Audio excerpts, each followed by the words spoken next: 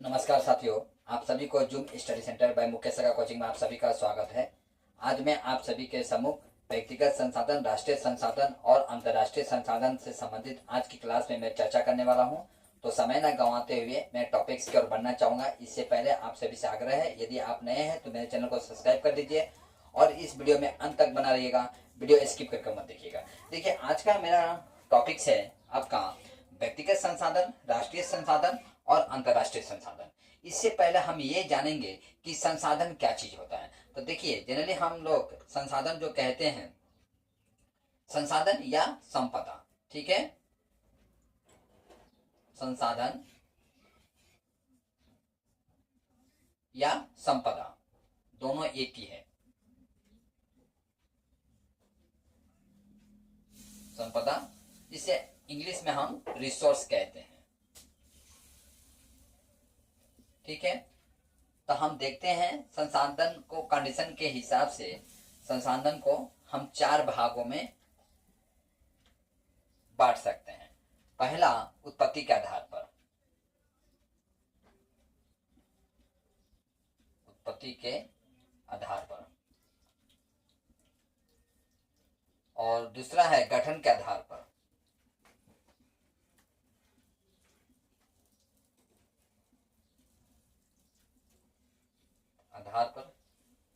तीसरा है आपका उपलब्ध के आधार पर,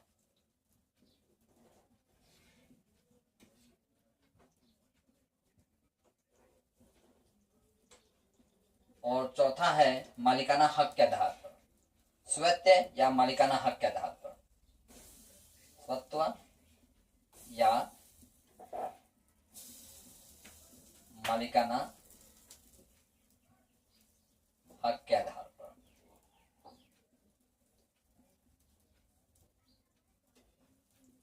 ठीक है। अब उत्पत्ति के आधार पर संसाधन जो है, उत्पत्ति के आधार पर संसाधन को तीन भागों में बांटा गया है।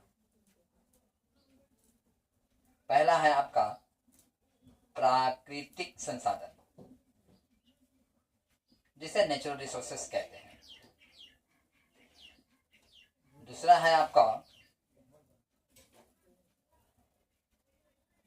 मानवकृत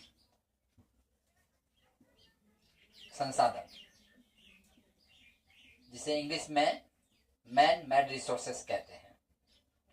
और तीसरा है आपका मानव संसाधन, क्योंकि मनुष्य भी क्या है, देश या समाज का या इस ब्रह्मांड के लिए एक संसाधन ही जैसा है। ठीक है। तो प्राकृतिक संसाधन आप समझ गए होंगे। प्रकृति से प्राप्त होने वाले संसाधन को प्राकृतिक संसाधन कहते हैं, जिस तरह से सूर्य का रोशनी, हवा, पानी, ठीक है, मिट्टी। और मानवकृत संसाधन, मनुष्य द्वारा निर्मित संसाधन को हम मानवकृत संसाधन कहेंगे, जिसे घर द्वार, स्कूल, कॉलेज, रास्ता घाट, जो भी चीज है, ये मनुष्य द्वारा निर्मित किया गया है। और तीसरा है मानव संसाधन, क्योंकि मनुष्य अपने बुद्धि विवेक के जरिए इन सब चीजों का निर्माण करता है। इस हिसाब से देखा गया कि मानव भी एक संसाधन के अंतर्गत में आते हैं। तो मैं ऑलरेडी इसके ऊपर क्लास कर चुका हूं। दूसरा है गठन के आधार पर। गठन के आधार पर संसाधन को मूल रूप से दो भागों में बांटा गया है, ठीक है, जिसे हम जैविक और अजैविक कहते हैं। जैविक और अजैविक, इंग्लिश में जैविक को बायोटिक और अजैविक को एबायोटिक कहते हैं। देखिए, ये जो टॉपिक्स है ना, ये आपका सोशल साइंस में उपयोग होता है, साथ साथ में साइंस में भी उपयोग होता है। यही कारण है कि ये टॉपिक जो है आपका परीक्षा की दृष्टि से इंपॉर्टेंट बन जाता है। ठीक है। इससे भी संबंधित मैं सेशन कर चुका हूं। देखिए, आप जब ये संसाधन देखेंगे, इस टॉपिक्स को, माने यानी मैन मेड रिसोर्सेस और नेचुरल रिसोर्सेस और ह्यूमन रिसोर्सेस से संबंधित जब मैं ये सेशन किया हूं, यानी पहला जो सेशन किया हूं, उसमें मैं बताया था आपको कि मैं संसाधन से संबंधित पार्ट पार्ट में सेशन लेकर आऊंगा, ताकि आपको समझने में सुविधा हो और वीडियो ज्यादा बड़ा भी ना हो। ठीक है। तो जैविक संसाधन क्या होता है? जिसमें प्राण होता है, चल फिर सकते हैं, ऐसे संसाधन को हम जैविक संसाधन कहेंगे। उदाहरण के तौर पर हम पेड़ ले सकते हैं। परीक्षा में पूछ देता है कि पेड़ किस संसाधन के अंतर्गत में आता है, जैविक संसाधन या अजैविक संसाधन में। तो याद रखिएगा, पेड़ जो है जैविक संसाधन के अंतर्गत में आता है। जो साइंस पढ़ते होंगे ना, उसको अच्छी तरह से ये पता है, वो मिस्टेक नहीं करेंगे, ठीक है।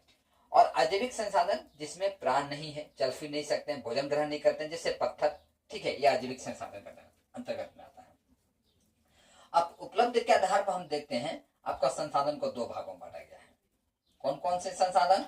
आपका नवीकरण संसाधन,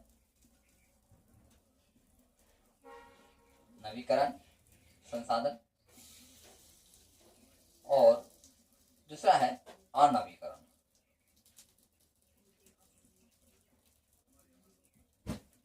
अनवीकरण संसाधन। देखिए, नवीकरण संसाधन यानी सदा नया, जिस संसाधन को एक बार उपयोग करने के पश्चात आप पुनः उपयोग कर सकते हैं, ऐसे संसाधन को हम नवीकरण संसाधन कहते हैं। इंग्लिश में इसे रिन्यूएबल रिसोर्सेस कहते हैं, ठीक है। और अनवीकरण संसाधन जिस संसाधन को एक बार उपयोग करने के पश्चात आप पुनः उसका उपयोग नहीं कर सकते हैं, ऐसे संसाधन को हम अनवीकरण संसाधन कहते हैं। यानी जैसे कि मान लीजिए, उदाहरण के तौर पर मैं आपको उदाहरण के जरिए बताना चाहूंगा। देखिए, नवीकरण संसाधन उस संसाधन को कहते हैं जो कि एक बार उपयोग करने के पश्चात आप पुनः उसका उपयोग करते हैं, ऐसे संसाधन को हम नवीकरण संसाधन कहते हैं, यानी रिन्यूएबल रिसोर्सेस कहते हैं, ठीक है। जैसे कि सूर्य का रोशनी, आज सूर्य का रोशनी आप ले रहे हैं तो कल भी आपको सूर्य का रोशनी मिल रहा है, ठीक है। पानी, हवा, मिट्टी, ये सब क्या है? आपका नवीकरण संसाधन के अंतर्गत में संसाधन आते हैं, ठीक है। और अनवीकरण संसाधन उस संसाधन को कहते हैं जो आज आप उपयोग कर रहे हैं, कल संभवतः आप उसका उपयोग ना भी कर पाए, ठीक है। संभवतः इस धरा में भी ना रहे वो। जैसे आप पेट्रोल, खनिज तेल, ठीक है, कोयला, ये सब जितने भी चीज है, ये सारे चीज क्या है? आपका अनवीकरण संसाधन है, ठीक है। अब हम देखने जाएंगे आपका स्वतः या मालिकाना हक के आधार पर।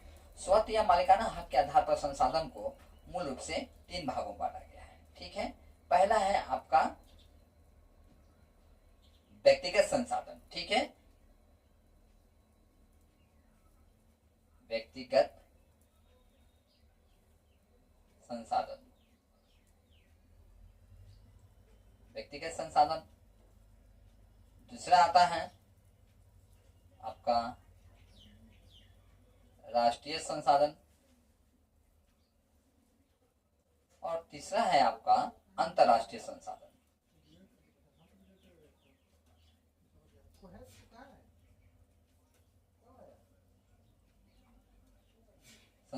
ठीक है। आज मैं इससे संबंधित मैं सेशन लेकर आया हूं।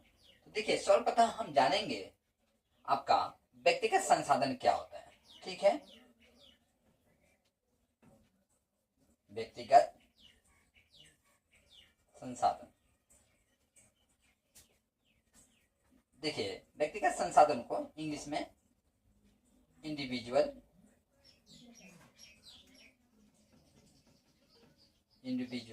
या पर्सनल रिसोर्स कहते हैं, ठीक है। इसका डेफिनेशन आपका क्या होगा? देखिए, मनुष्य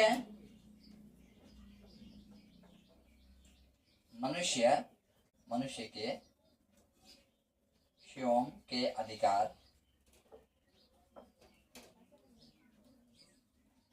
अधिकार वाले संसाधन को, मनुष्य के स्वयं के अधिकार वाली संसाधन को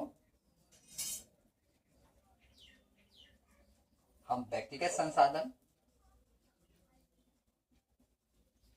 या पर्सनल संसाधन कहते हैं, ठीक है।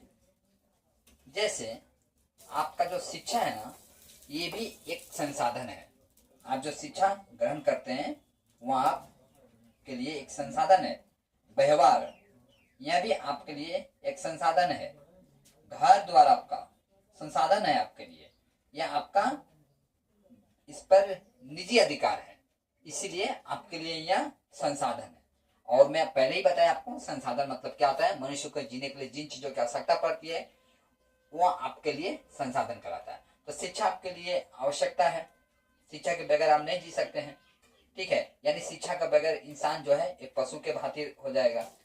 व्यवहार भी आपके लिए इंपॉर्टेंट है, व्यवहार से आप अच्छे अच्छे पद पर पहुंच जाते हैं, ठीक है। समाज में आपकी प्रतिष्ठा बढ़ती है, मान सम्मान बढ़ता है, घर आपके लिए इंपॉर्टेंट है, ठीक है। दूसरा है आपका राष्ट्रीय संसाधन, राष्ट्रीय संसाधन, ठीक है, जिसे हम इंग्लिश में नेशनल रिसोर्सेस कहेंगे।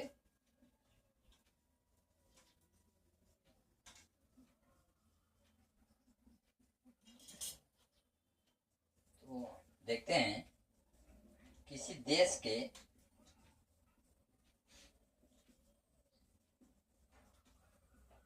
के अधिकार वाले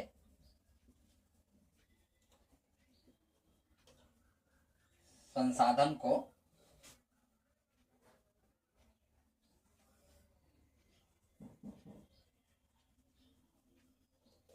राष्ट्रीय संसाधन कहते हैं।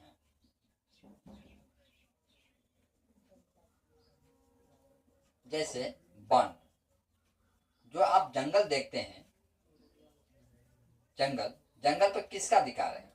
आपका तो है नहीं, तो जाहिर सी बात है राष्ट्र का अधिकार है उस पर, ठीक है। जो अभ्यारण्य आप देखते हैं, ठीक है, अभ्यारण्य पर किसका अधिकार है? तो राष्ट्र का अधिकार है। रास्ता पर किसका अधिकार है? राष्ट्र का अधिकार है। इस देश में जो पेड़ पौधे पाए जाते हैं इस पर किसका अधिकार है? तो राष्ट्र का है। तो ऐसे संसाधन को हम क्या कहेंगे? आपका राष्ट्रीय संसाधन कहेंगे, ठीक है। अभ्यारण्य आदि समझो, आप राष्ट्रीय संसाधन समझ गए होंगे। अच्छा, इसमें समुद्र भी आ जाएगा राष्ट्रीय संसाधन के अंतर्गत में, ठीक है। मैं यहाँ आदि नहीं लिखता हूं, और समुद्र। तो देखिए समुद्र जो है ना, समुद्र आपका राष्ट्रीय संपत्ति के अंतर्गत में भी आता है और अंतरराष्ट्रीय संपत्ति के अंतर्गत में आता है। जिस तरह से मान लीजिए ये हमारा भारत का मैप है, ठीक है, ये मान लीजिए हमारा भारत का मैप है। अब भारत की मैप जो देख रहे हैं, यानी हमें भारत के साथ में कौन कौन से समुद्र लगे हैं? तो एक तो बंगाल की खाड़ी, हिंद महासागर और अरब महासागर, ठीक है। तो भारत की सीमा से, यानी किसी भी देश की सीमा से 200 किलोमीटर तक जो समुद्र होता है वह राष्ट्रीय संपत्ति कहलाता है। और 200 किलोमीटर के बाद जो समुद्र होगा वो अंतर्राष्ट्रीय संपत्ति है। आप जाकर उसमें कुछ खोजबीन करना चाहते हैं तो कर सकते हैं, लेकिन भारत का जो नेवी है वो आप पर नजर रखेगा, ठीक है। तीसरा नंबर हम लोग चलते हैं आपका अंतर्राष्ट्रीय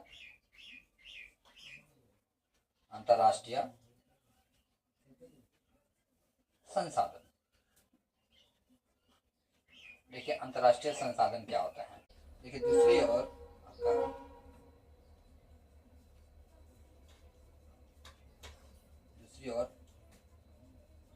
सभी देशों के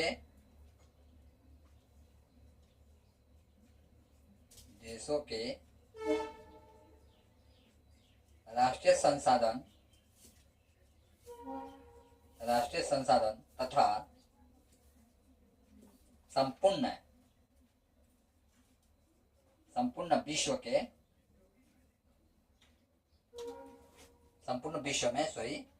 संपूर्ण विश्व में पाए जाने वाला संसाधन को अंतर्राष्ट्रीय संसाधन कहते हैं।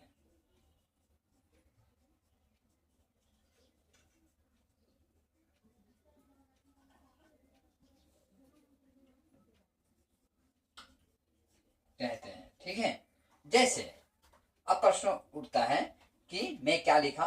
दूसरी ओर सभी देशों के राष्ट्रीय संसाधन, याद रखिएगा इसको, दूसरी ओर सभी देशों में पाए जाने राष्ट्रीय संसाधन तथा संपूर्ण विश्व में पाए जाने वाला संसाधन को अंतर्राष्ट्रीय संसाधन कहते हैं। उदाहरण के तौर पर आप देख लीजिए, सागर, महासागर, सागर महासागर, खनिज पदार्थ, खनिज पदार्थ, वायुमंडल,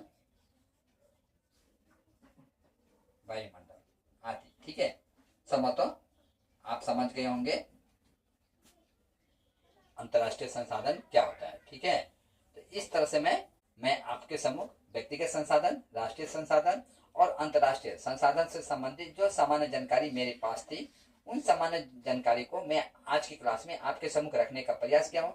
आशा करता हूँ आज की क्लास में दी गई जानकारी आपको अच्छी तरह से समझ में आया होगा, और मैं चाहूंगा आप इसका स्क्रीनशॉट लीजिए, समझो आपको नोट बनाने में काफी लाभदायक सिद्ध होगा। और आज की क्लास जो है मुझको यहीं पर समाप्त करने का अनुमति दीजिए। जय हिंद।